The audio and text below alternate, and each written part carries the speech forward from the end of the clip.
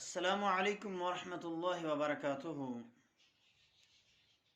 قال النبی صلی اللہ علیہ وسلم ان الدعاء ينفع مما نزل ومما لم ينزل۔ نبی علیہ الصلوۃ والسلام نے اس حدیث مبارکہ میں یہ بات ارشاد فرمائی کہ دعا اس قدر نفع مند چیز ہے کہ یہ انسان کو انسان کی پریشانیوں میں،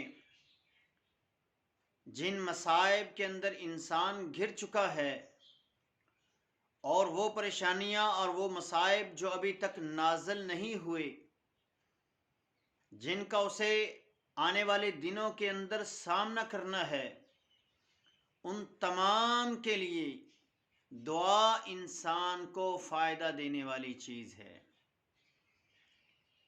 مثال کے طور پہ ایک حدیث آپ کے سامنے رکھتا ہوں،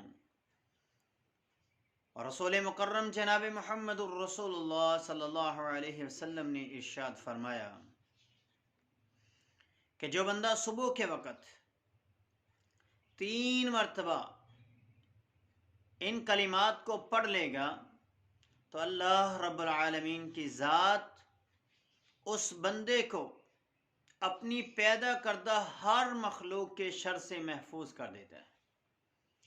پیشگی اللہ تبارک و تعالی اپنے مومن بندوں کو اس دعا کی برکت سے، ان کلمات کے پڑھنے کی برکت سے اللہ رب العالمین اپنے بندوں کو اپنی مخلوق کے شر سے محفوظ کر دیتی ہے۔ وہ دعا کیا ہے؟ آپ نے ارشاد فرمایا اعوذ بکلمات اللہ التامات من شر ما خلق۔ میں اللہ تعالیٰ کے مکمل کلمات کے ساتھ اللہ تعالیٰ کی پناہ پکڑتا ہوں ہر اس چیز کے شر سے جو اللہ تبارک و تعالی نے پیدا فرمائی۔ اس دعا کو یاد کر لیں، اور اس دعا کو صبح بھی 3 مرتبہ اور شام کو بھی 3 مرتبہ پڑھیے۔ صبح کو پڑھنے والا بندہ شام تک اللہ کی پیدا کردہ ہر مخلوق کے شر سے محفوظ رہے گا، اور شام کو پڑھنے والا بندہ صبح تک اللہ تعالیٰ کی پیدا کردہ ہر مخلوق کے شر سے محفوظ رہے گا۔